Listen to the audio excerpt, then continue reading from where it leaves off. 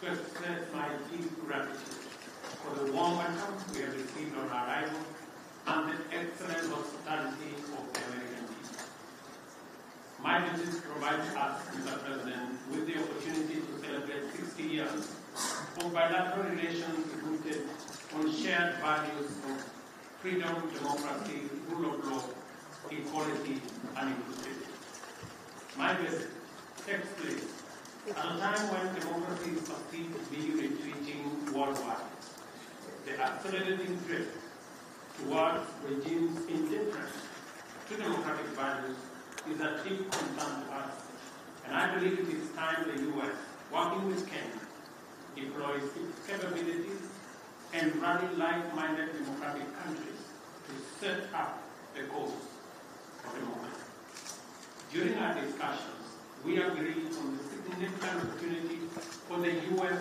to radically recalibrate its strategy and strengthen its support for Africa, as discussed at the U.S.-Africa Leadership Summit, by enhancing its investment in the institutions of African integration and increasing support for peace and security.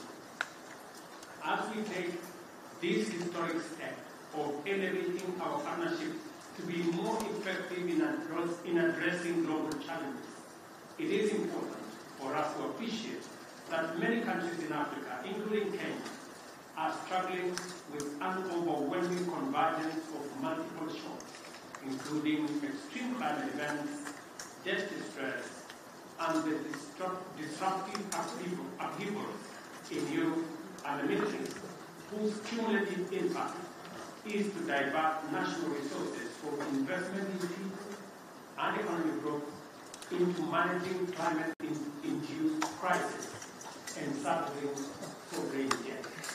For this reason, I have underscored the imperative for our partnership to facilitate recovery from these multiple crises, and particularly for the United States of America to take a leading role in a comprehensive debt resolution framework by doubling contribution to the concessionary financing window of the World Bank, and also to work with the IMF on rechanneling FDRs to institutions like the African Development Bank to further leverage on private sector funding to support countries.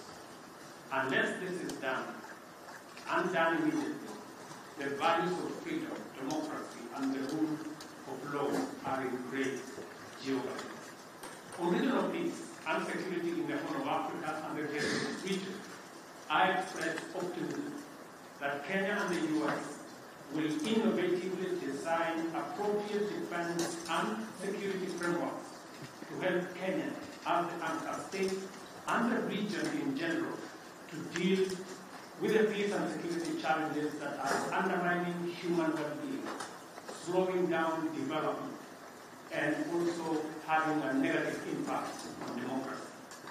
We affirm our mutual commitment to the stabilization of Haiti through the multinational security support mission. The Kenya-UN Climate and Clean Energy Industrial Partnership we have just committed to is an encouraging milestone on our collective journey and builds on the paradigm shift we have inaugurated at the Africa Climate Summit in Nairobi last year. Accordingly, Africa's resource potential is a huge opportunity to deploy U.S. technology and investment to catalyze unprecedented growth through green industrialization. We've also agreed to hasten the renewal of the Africa Growth and Opportunities Act to sustain the rising momentum of our investments and exports in the manufacturing space. Similarly, we agreed to undertake sustainable green growth by facilitating conclusion of our strategic trade and investment partnership alongside the renewal of AGOA. During our discussions, I witnessed firsthand President Biden's and the U.S. government's determination to make our partnership work and resolve to spread and deepen the roots of freedom, democracy, security, and prosperity throughout the world. As my visit comes to a close, I am confident that our engagements have laid a solid foundation for us to continue the good work we have begun with stronger faith and greater hope for success, because in Joe Biden, Kenya and Africa have a strong and committed friend.